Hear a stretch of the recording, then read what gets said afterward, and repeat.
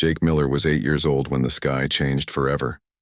He was sitting on the porch of his family's farmhouse, watching his dad Frank fix the old tractor.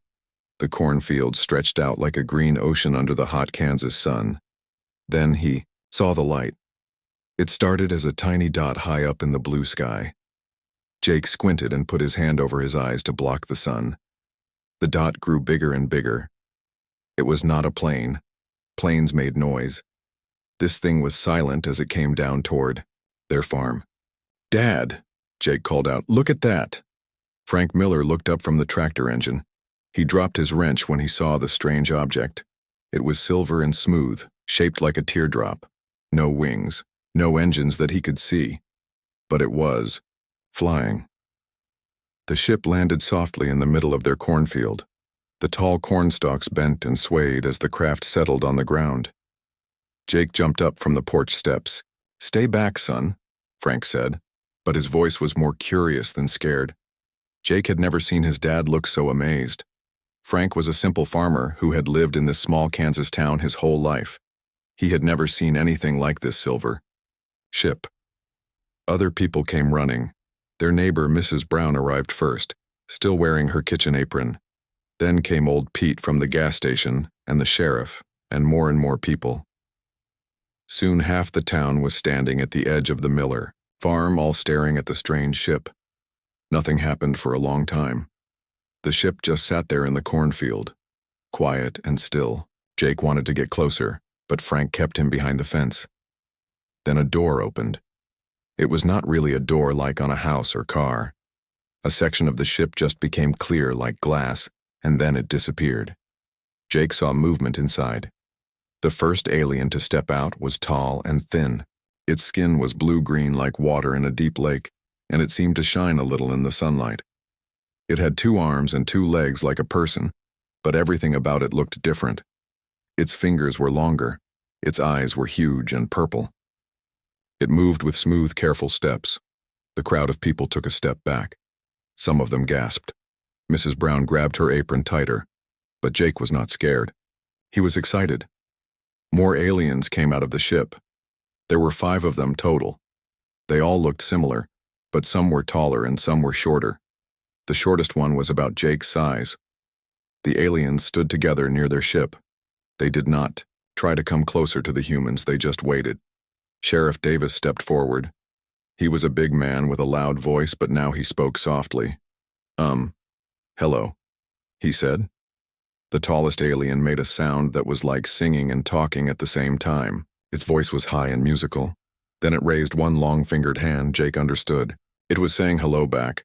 Dr. Lisa Warren arrived an hour later. She was a scientist from the university in the city. The sheriff had called her because she studied animals and biology. She was the smartest person anyone in town knew. "This is first contact," she whispered to Frank as she set up her equipment. "Real aliens. This will change everything." The aliens waited patiently while Dr. Warren tried to talk to them. She used simple words and hand movements. Slowly, very slowly, they began to understand each other. The aliens were called the Kepler people. They came from a planet far away among the stars. Their ship had broken down and they needed 3 weeks to fix it. They meant no harm. They just wanted to repair their ship and go home. The town decided to help them. Over the next few days, the aliens set up a small camp near their ship. The adults spent their time talking and sharing information. Dr. Warren worked with the Kepler scientists, learning about their language and culture. But Jake was more interested in the young alien. Her name was Zara, though it sounded different when she said it in her singing language. She was curious about everything, just like Jake. While the grown-ups had their serious meetings, Jake and Zara explored the farm together. They could not talk with words at first, but they found other ways to communicate. Jake drew pictures in the dirt with a stick. Zara drew pictures too, but hers seemed to glow faintly. When Jake showed her a flower, she touched it gently and made soft musical sounds. When she showed him a small device from her people, it created tiny lights that danced in the air. Jake's mom, Mary, brought them sandwiches and lemonade. Zara could not eat human food. but she was polite and grateful. She gave Mary a small crystal that changed colors in the light. "She's a sweet child," Mary told Frank that evening. "Different, but sweet." Every day, Jake and Zara spent more time together. They played simple games. They shared their drawings. Jake taught her to skip stones in the pond behind the barn. Zara showed him how her people sang to make patterns of light. Jake learned that Zara was about his age. Her people lived much longer than humans, but she was still a child like him. She was smart and kind and always curious about new things. On the last day, Jake felt sad. The Kepler ship was fixed. Zara and her people would leave tomorrow. They sat by the pond, watching the sun set over the cornfields. The sky was painted, orange and pink and purple. Jake picked up a flat stone and skipped it across the water. It bounced 4 times before sinking. "I wish you could stay," Jake said, even though he knew she might not understand all his words. Zara made soft musical sounds back. Then she touched Jake's hand with her long blue-green fingers. Suddenly, Jake could feel what she was feeling. She was sad too. But she was also happy that they had been friends. Jake looked at her seriously, the way adults looked at each other when they made important promises. "When I grow up," he said slowly, "I want to marry you." Zara tilted her head, her big purple eyes blinking. She might not have understood every word, but she understood what Jake meant. She sang a few notes that sounded like yes. She reached into her pocket and pulled out a small crystal, like the one she had given his mother, but smaller. This one was perfectly clear and warm to the touch. She pressed it into Jake's hand and sang something that sounded like a promise. Jake closed his fingers around the crystal and nodded seriously. "I promise," he said. The next morning, the Kepler ship rose silently into the sky. Jake stood in the cornfield, still holding Zara's crystal, and watched until the ship became a tiny dot, and then disappeared completely. But he never forgot his promise. 8 years had passed since the Kepler ship landed in the Miller cornfield. Jake was now 16, tall and strong from working on the farm, but he was different from other boys his age. While his friends talked about cars and sports, Jake studied alien languages and star maps. The crystal Zara had given him sat on his desk next to his homework every night. It still glowed softly in the dark, and it still felt warm when he held it. Jake had never told anyone about his promise to Zara. People would think he was crazy. The world had changed a lot since that first contact. The Kepler people came back, every year now, bringing gifts and knowledge. They had shared their medical technology, which helped cure many diseases. They had shown humans new ways to grow crops and clean water. Both species had learned much from each other, but Zara never came back. Jake had asked Dr. Warren about this many times. She was still the main scientist working with the Kepler people, and she had become like a family friend to the Millers. "The young ones stay home to study," Dr. Warren explained. "Just like human children go to school. Zara is probably learning about many different worlds and species." This made Jake study even harder. He learned to speak Kepler language from the visiting scientists. He read every book about their culture. He got the best grades in his school, especially in science and languages. His best friend, Danny Cooper, often made fun of him. "You study too much, Jake," Danny would say. "Come play basketball with us." But Jake always had more reading to do. He wanted to be ready when he saw Zara again. In his junior year of high school, something amazing happened. The government announced a new program. They would choose 10 young people from around the world to study on the Kepler home planet. It was the first student exchange program between Earth and another world. Jake applied immediately. He filled out hundreds of pages of forms. He took tests in math, science, and Kepler language. He wrote essays about why he wanted to go. He had interviews with important people from the government and the university. Months passed. Jake checked the mail every day, hoping for news. Finally, a thick envelope arrived. Jake's hands shook as he opened it. "We regret to inform you that your application has not been accepted at this time." Jake felt like someone had punched him in the stomach. He sat down hard on the porch steps, the same steps where he had first seen the Kepler ship. His mother found him there an hour later. still holding the rejection letter. "I'm sorry, honey," Mary said, sitting down beside him. "Maybe next year." "There won't be a next year," Jake said quietly. "This was the first program. Who knows when they'll do it again?" That evening, Dr. Warren came to visit. She had heard about Jake's rejection and wanted to talk to him. "They said I was too young," Jake told her, "and that I don't have enough college experience." Dr. Warren nodded.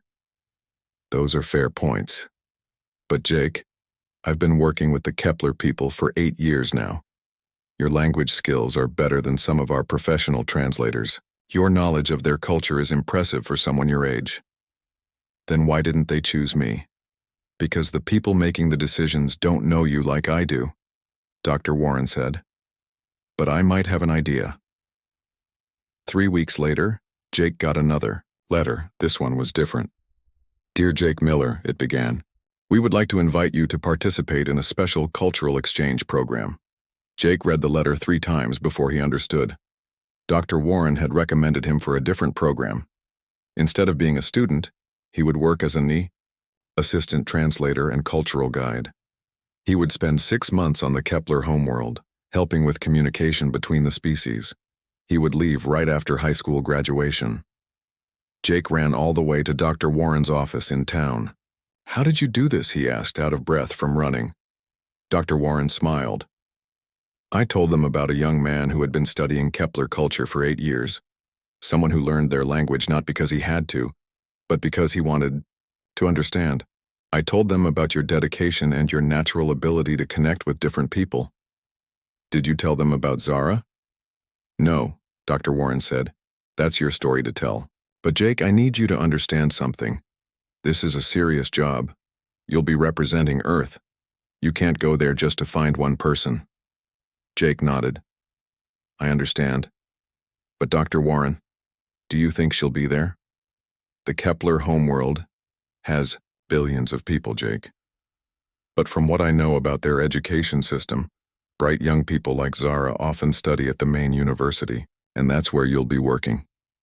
Jake felt hope growing in his chest like a warm light. Graduation day came quickly. Jake finished at the top of his class, with honors in science and languages. His parents were proud, but also worried about him traveling so far from home. "It's not like going to another country," his father Frank said. "It's another world. We won't even be able to call you." "They have communication systems," Jake said. "I'll be able to send messages." "It won't be the same," his mother worried. Jake understood their concerns, but he also knew this was something he had to do. He had made a promise 8 years ago, and he intended to keep it. The night before he left, Jake sat in his room packing his few belongings. The crystal from Zara sat in his palm, still warm and glowing. He had carried it with him every day for 8 years. Danny came over to say goodbye. "I still don't understand why you want to go so far away," Danny said. "There are plenty of good colleges here on Earth." Jake looked at his friend. Danny was a good person, but he had never felt the pull of something beyond his everyday world. "Have you ever made a promise that was really important?" Jake asked. Danny thought about it. "Sure, I promised my mom I'd clean my room." Jake smiled. "This is bigger than that." "What kind of promise?" Jake had never told anyone, not even his best friend. But sitting there in his childhood room, looking out at the cornfields where everything had started, he decided it was time. "When I was 8, I promised someone I would marry them when I grew up." Danny laughed. "Dude, everyone makes promises like that when they're kids. I told Sally Peterson I'd marry her in 2nd grade." "This was different," Jake said quietly. "How different could it be?" Jake held up the crystal. In the dim light of his room, it glowed like a small star. "Because she's not from Earth." Danny stared at the crystal, then at Jake. Slowly, understanding came over his face. "The alien girl," Danny whispered. "The one from the ship when we were kids." Jake nodded. "Jake, man, that was 8 years ago. You were children. She probably doesn't even remember." "Maybe," Jake said. "But I remember. And I made a promise." Danny was quiet for a long moment. Then he said, "You really think you'll find her?" "I don't know," Jake admitted. "But I have to try." The next morning, Jake said goodbye to his family and friends. He took a bus to the city, then a plane to the spaceport, then a shuttle to the orbital station where the Kepler transport ship was waiting. As Earth grew smaller behind him, Jake held Zara's crystal and wondered if she still had the picture he had drawn for her in the dirt all those years ago. He was about to find out. The Kepler homeworld was nothing like Earth. Jake pressed his face against the transport ship window as they approached the Sara Prime. The planet was covered in cities that looked like they were made of crystal and light. Tall spires reached up toward 3 different colored moons. Gardens and parks spread between the buildings like green rivers. "Beautiful, isn't it?" said Dr. Nathan Price, the human ambassador who had been Jake's guide during the long space journey. "I've been here 5 years, and it still amazes me every day." Jake could only nod. He was too nervous to speak much. Somewhere on this planet was Zara. After 8 years, he was finally going to see her again. The transport landed at a port that looked like a giant flower made of blue metal. Kepler people moved gracefully through the crowds, their skin shining different shades of blue and green in the light of their sun. Their voices created a constant musical background sound. "Remember," Dr. Price said as they walked through customs, "you're here to work as a translator and cultural assistant. The university is expecting you to help with the new human studies program." Jake nodded again. He had been preparing for this job for months, but his real reason for being here felt heavy in his pocket, where he kept Zara's crystal. The university was even more impressive than the city. It was built inside what looked like a massive tree, but Jake learned it was actually a living building that the Kepler people had grown from special materials. Classrooms and laboratories hung from branches like fruit. Students moved between levels on platforms that floated through the air. Jake's supervisor was Elder Vex Thala, an old Kepler who had been studying humans since first contact. Her skin was darker blue than most, and her purple eyes were very wise.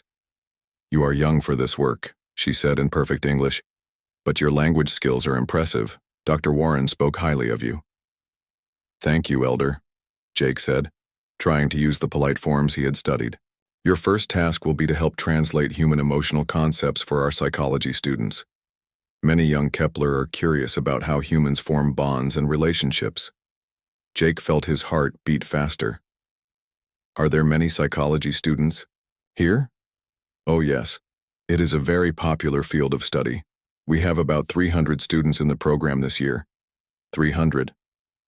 Jake tried not to feel discouraged. 300 students in a university of thousands on a planet of billions. But he had to start somewhere. For his first week, Jake worked hard at his job. He helped translate human books and movies into Kepler language. He explained things like humor and sarcasm, which were hard for the Kepler people to understand. He answered endless questions about human behavior. But every day he looked for Zara. He studied faces in crowds. He listened for a voice he might remember. He walked through different parts of the university hoping to spot her. But he saw hundreds of young Kepler, and they all looked similar to his human eyes. After 2 weeks, Jake was getting desperate. He had been too shy to ask directly about Zara. How could he explain that he was looking for someone he had known as a child? Someone he had made a promise to marry? Then, one day in the library, everything changed. Jake was working on translating a human poetry book when he heard someone singing softly. The melody was familiar. It was the same tune Zara had hummed by the pond on their last day together. He looked up from his work. There she was. Zara sat at a study table across the library, reading from a holographic book. She had grown tall and graceful, like all adult Kepler. Her blue-green skin shimmered in the library's soft light. Her purple eyes were focused on her studies, but Jake knew it was her. Even after 8 years, even though they had both grown up, he recognized something in the way she tilted her head when she was thinking. Jake stood up so quickly that he knocked over his chair. The sound echoed through the quiet library. Several students looked at him, including Zara. Their eyes met across the room. For a moment, nothing happened. Zara looked at him curiously, the way anyone might look at a strange human making noise in the library. Then Jake pulled Zara's crystal from his pocket and held it up. The crystal caught the light and glowed brightly, just as it had every day for 8 years. Zara's eyes went wide. She stood up slowly, her book forgotten. She stared at Jake, then at the crystal, then back at Jake. She sang a few notes, the same notes she had sung by the pond when they were children. Jake's heart felt like it might burst with happiness. "Zara," he said softly. She walked toward him, slowly as if she was afraid he might disappear. Other students in the library began to notice. A human and a Kepler having some kind of emotional moment was unusual enough to attract attention. When Zara reached his table, she stopped just a few feet away. Up close, Jake could see that she was beautiful in the way that Kepler people were. Beautiful, all graceful lines and glowing skin. But her eyes were the same as he remembered, kind and curious and full of intelligence. "Jake," she said in English. Her voice was still musical, but deeper now. "You came back." "I promised I would," Jake said. They stood there looking at each other while the other students whispered and pointed. Jake realized they were making a scene. "Maybe we should go somewhere more private," he suggested. Zara nodded. She gathered her books and they left the library together. They walked to a quiet garden on one of the upper levels of the university. Alien flowers in colors Jake had never seen bloomed around them. 3 moons hung in the purple sky above. "I can't believe you're here," Zara said as they sat on a bench made of living wood. "When I heard that a young human translator was coming to work at the university, I wondered if it might be you, but I told myself it was impossible." "I've been looking for you for 2 weeks," Jake admitted. "I was starting to think I'd never find you." "I'm sorry. I've been very busy with my studies. I'm working on my advanced degree in human psychology." Jake smiled. "You're studying humans?" Zara's skin darkened slightly, which Jake remembered was how Kepler people blushed. "I've been fascinated by human emotions since I was a child," she said, "especially the way humans form long-term bonds. Your species is unusual in the galaxy for your emotional depth and loyalty." Jake pulled out her crystal again. "I've carried this every day since you left." Zara reached into her own pocket and pulled out a small folded paper. It was the drawing Jake had made for her in the dirt, carefully preserved all these years. "I kept this too," she said quietly. They sat in comfortable silence for a moment, both of them amazed that their childhood friendship had lasted across time and space. "Zara," Jake said finally, "I need to tell you something. I didn't just come here to work as a translator. I came here because of the promise I made to you." Zara looked at him seriously. "The promise to marry me when we grew up. You remember?" "Of course I remember. It's one of my most treasured memories." She paused, then said carefully, "But Jake, we were children then. We barely knew each other." Jake felt his heart sink. "You don't feel the same way anymore." "I didn't say that," Zara said quickly. "I said we barely knew each other then. But I've been studying human culture and emotions for years. I've read your literature, watched your movies, learned about your customs, and you learned our language and came all the way across the galaxy. So what does that mean?" Zara stood up and walked to the edge of the garden, where they could see the vast city spread out below them. Jake followed her. "In my culture," she said, "marriages are not just about personal feelings. They're about joining 2 families, 2 ways of thinking. What you're suggesting has never been tried before. Does that scare you?" Zara turned to look at him. "No, it excites me. But Jake, if we're going to try this, we need to do it properly. There are customs to follow, permissions to get, challenges to face." Jake took her hand. Her fingers were still longer than his, still blue-green and elegant, but they felt warm and familiar. "Are you willing to try?" he asked. Zara squeezed his hand and smiled. "I've been waiting 8 years for you to ask me that question properly," she said. As the 3 moons rose higher in the alien sky, Jake and Zara sat together and began planning their impossible future. News traveled fast in both worlds. Within a week of Jake and Zara announcing their intention to marry, it seemed like everyone in the galaxy was talking about them. The first human Kepler wedding was big news. Not all of the news was good. Jake sat in Ambassador Price's office, reading messages from Earth on the communication screen. His parents were supportive but confused. His friends were amazed. The government officials were worried. "You need to understand the position this puts us in," Ambassador Price said carefully. "Relations between Earth and the Kepler worlds are still new. Some people on both sides are looking for reasons to end the alliance." "How does my marriage threaten the alliance?" Jake asked. "Because if it goes wrong, it could damage relations for decades. And if it goes right, it might change both our societies in ways we can't predict." Jake had not thought about it that way. He just wanted to marry the girl he loved. On the Kepler side, things were even more complicated. Elder Vex Thala called Jake to her office the next day. She looked worried, which was unusual for her. "There has been a formal challenge," she said, without introduction. "What kind of challenge?" "Elder Zeth Vormak leads a group of traditional Kepler who believe our species should remain separate. He has invoked the ancient right to test your worthiness." Jake felt cold suddenly. "Test my worthiness? For what? To marry one of our people? By our old laws, any outsider who wishes to join a Kepler family must prove they truly understand our ways." "What does the test involve?" Elder Vex Thala looked uncomfortable. "It is called the Trial of Understanding. You must demonstrate complete knowledge of our history, culture, philosophy, and social customs. The trial lasts 3 days. If you fail any part of it, the marriage cannot take place. And if I refuse to take the test, then you prove Elder Zeth Vormak's point that humans are not serious about understanding us." Jake was quiet for a long moment. Then he asked, "When would this trial happen?" "In 1 month. That gives you time to prepare."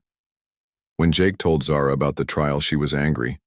"This is ridiculous," she said, her skin flashing brighter colors the way it did when she was upset. "Zeth Vormak is just trying to make trouble. Most of our people support what we're doing."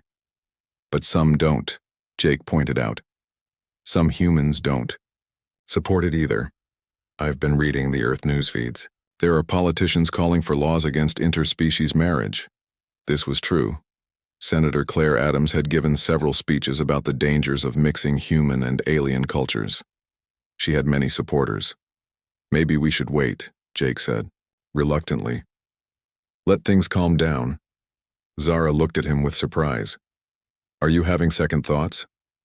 "No. I just don't want to cause problems for everyone." "Jake Miller," Zara said firmly, "you traveled across the galaxy to keep a promise you made when you were 8 years old. Are you really going to give up now because some old politicians are worried?" Jake looked at her determined face and felt his own determination return. "No," he said.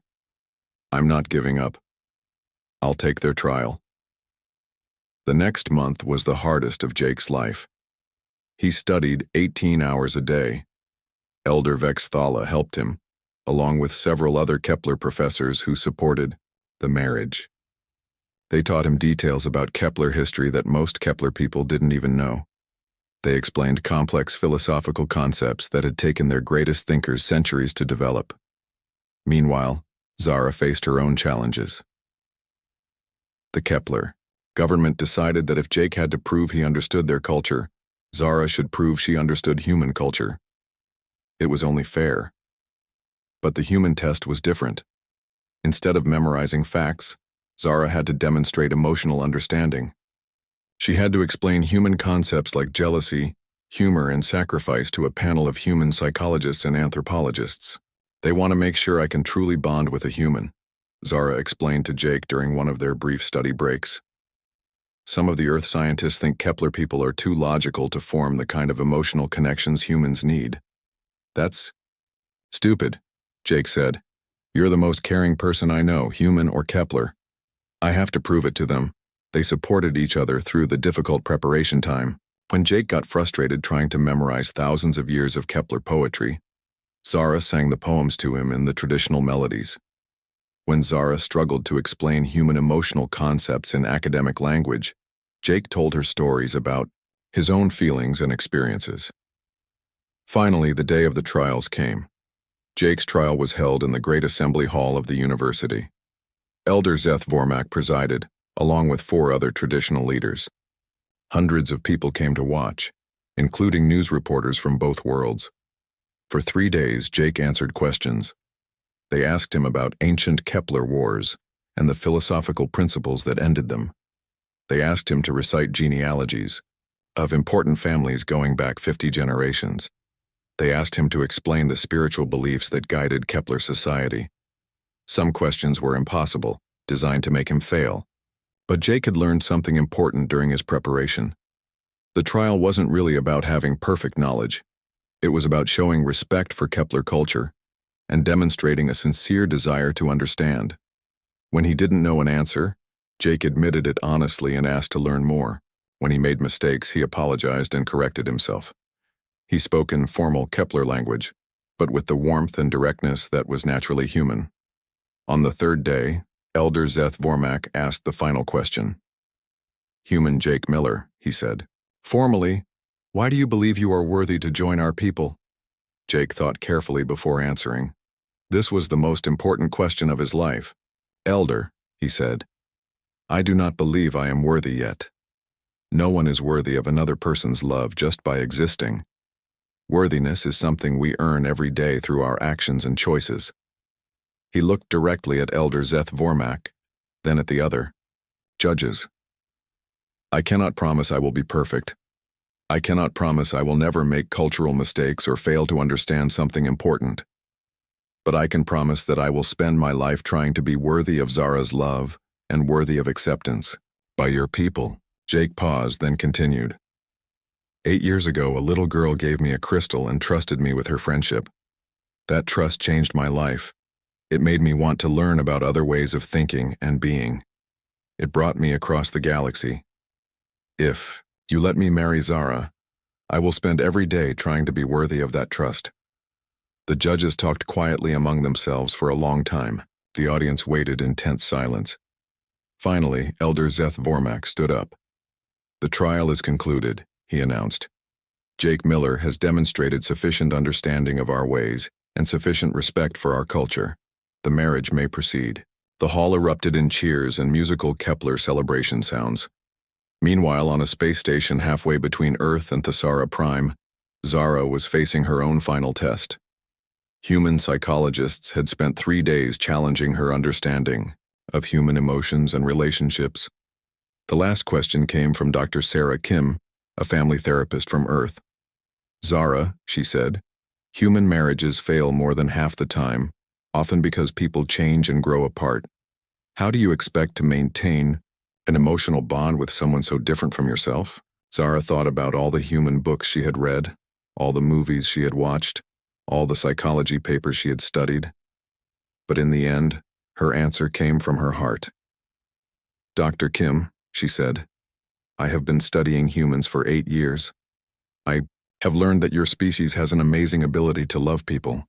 Not despite their differences, but because of them. Jake and I are different in many ways, but we share the same curiosity, the same loyalty, the same hope for the future." She smiled, thinking of Jake taking his trial on the other side of space. "I cannot promise our marriage will be easy, but I can promise it will be real. And sometimes that's enough." Dr. Kim smiled back. "Congratulations, Zara. You understand humans better than most humans do." Both trials were over. Both had been passed. Jake and Zara were free to marry. But first, they had to plan a wedding that would make history. The wedding was held on New Harmony Station, a space station built exactly halfway between Earth and Thesara Prime. It had been created specifically for meetings between humans and Kepler, with sections designed for both species' needs. Jake stood in his quarters looking at himself in the mirror. He wore a formal suit from Earth, but with additions that honored Kepler tradition. Woven into his jacket were threads that glowed softly blue-green, and around his neck was a ceremonial pendant that Elder Vex Thala had given him. His hands shook a little as he adjusted his tie. Nervous? Asked his father Frank, who had arrived from Kansas 3 days earlier. The simple farmer looked amazed to be in space, surrounded by aliens and diplomats. Terrified, Jake admitted. That's normal, said Captain Roy Martinez, Jake's new friend and mentor.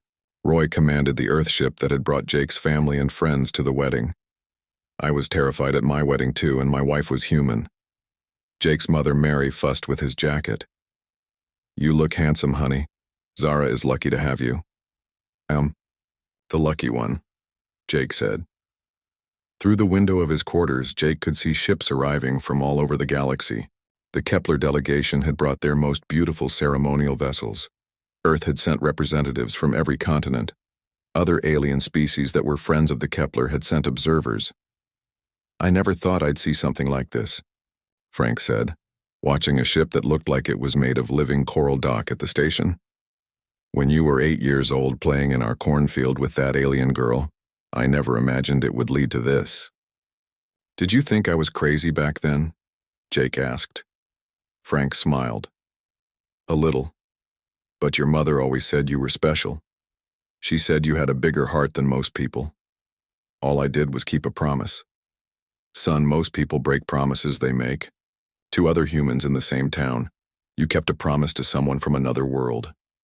In another section of the station, Zara was getting ready with her family and friends. She wore traditional Kepler wedding robes that seemed to be made of flowing water and starlight. Her skin glowed brighter than usual, which happened when Kepler people were very happy or excited. Her mentor, Elder Keth Salam, helped adjust the ceremonial crystals in her hair. Are you ready for this, young one? The elder asked. This marriage will change both our worlds. I've been ready since I was 8 years old, Zara said. Her sister Keithvara, who had come from Thesara Prime for the wedding, sang a traditional blessing song. I still can't believe you're marrying a human, Keithvara said affectionately. But I've met Jake and I like him. He has a good heart. He does, Zara agreed. And he makes me laugh. That's important in a marriage, said Elder Keith Salam wisely. The ceremony was held in the station's main assembly hall, a huge room with windows looking out at the stars. Seats were arranged for both human and Kepler guests, with special areas for the other alien species who had come to witness this historic event. Ambassador Nathan Price would officiate, speaking in both English and Kepler. He had spent weeks learning the traditional words for both cultures' marriage ceremonies. Jake's family sat in the front row. His parents looked proud and nervous. Danny Cooper had come all the way from Kansas, amazed to be at the first interspecies wedding in HFY Galactic history. Dude, this is so weird, Danny whispered, but also really cool. Behind them sat Dr. Lisa Warren, who had helped make all of this possible. She wiped away tears as Jake walked down the aisle. On the other side, Zara's family sang traditional harmonies that made the air itself seem to shimmer with music. When Jake reached the altar, he turned to watch Zara approach. She was more beautiful than he had ever seen her. The ceremonial robes flowed around her like liquid light. Her purple eyes shone with happiness. But what struck Jake most was her smile. It was the same smile she had given him as a child, full of curiosity and joy and trust. They stood facing each other while Ambassador Price spoke about the significance of their union. Today we witness something that has never happened before in the history of either species, he said. Two people from different worlds, choosing to build a bridge of love between their cultures. The vows they had written together were simple, but powerful. Jake spoke first, his voice carrying clearly through the hall. Zara, 8 years ago, a little boy made a promise to a little girl under the stars of Kansas. Today, I keep that promise.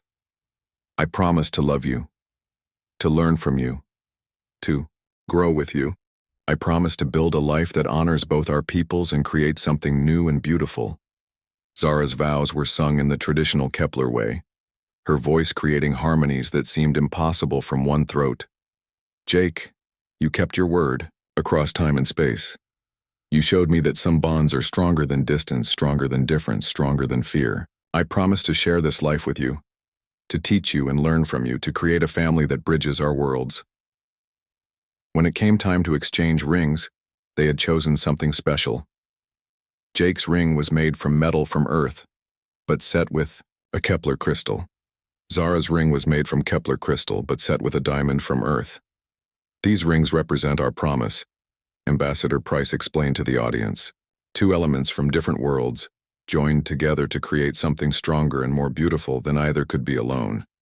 As they slipped the rings onto each other's fingers, something amazing happened. The crystals in both rings began to glow, resonating with each other. The light grew brighter and brighter until it filled the whole ceremony hall. The audience gasped. Even the Kepler, who were used to their technology, had never seen anything like this.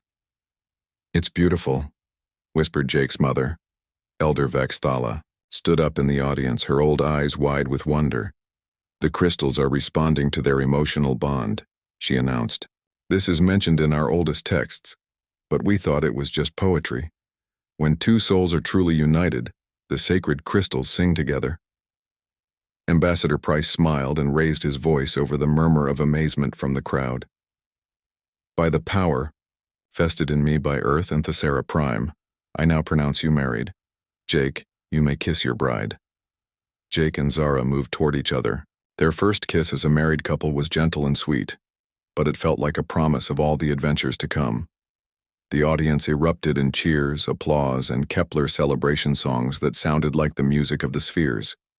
The reception was held in 3 different sections of the station to accommodate the dietary and environmental needs of all the guests. Humans ate Earth food and danced to Earth music. Kepler consumed their light-based nutrition and created communal songs. The other alien species enjoyed their own specialized accommodations. But the most important moment came when Jake and Zara moved between all the sections, spending time with every group of guests. "This is what the future looks like," Dr. Warren told Ambassador Price as they watched Jake attempt to learn a traditional Kepler dance, while Zara tried to waltz with Jake's father. Different species, different cultures, but finding ways to celebrate together. "It won't always be this easy," Ambassador Price replied. "There will be challenges, misunderstandings, conflicts. Maybe. But look at them." Dr. Warren nodded toward Jake and Zara, who were now teaching human and Kepler children to play together using games from both worlds. If love can bridge the gap between species, what else might be possible? Late that night, after the guests had gone to their quarters, Jake and Zara stood alone in the observation deck looking out at the stars. "So what happens now?" Jake asked. "Now we figure out how to build a life together," Zara said. "We'll live part of the time on Earth, part on Thessera Prime. We'll help other couples who want to try interspecies relationships. We'll raise children who belong to both worlds and to neither. Are you scared?" Zara leaned against Jake's shoulder. "A little, but mostly I'm excited. We're going to have the most interesting life anyone has ever lived." Jake pulled out the crystal Zara had given him as a child. It still glowed, but now it pulsed in rhythm with the crystal in Zara's wedding ring. "I never would have imagined this when I was 8 years old," he said. "Really?" "Because I always knew," Zara said. "From the moment you promised to marry me, I knew you were the kind of person who keeps his promises. That's why I studied humans all these years. That's why I waited for you. What if I had changed my mind? What if I had grown up and decided it was just a childhood fantasy?" Zara smiled. "Then I would have been sad, but I would have understood. But I never really thought you would change your mind. Humans are remarkable for many things, but most of all for your loyalty to the people you love." Jake kissed his wife's forehead, tasting the slight salt-sweet flavor of Kepler skin. "So what's our first project as a married couple?" "We're going to start a foundation," Zara said. "The Interspecies Understanding Foundation. We'll help other mixed couples navigate the cultural and legal challenges. We'll do research on how different species can build successful relationships. We'll create resources for children with parents from different worlds." That sounds like a lot of work. The best work is always a lot of work. They stood together in comfortable silence, watching ships from dozens of different worlds travel between the stars. Their wedding had been broadcast across the galaxy, inspiring other interspecies couples to come forward and share their own stories. "Jake," Zara said finally, "do you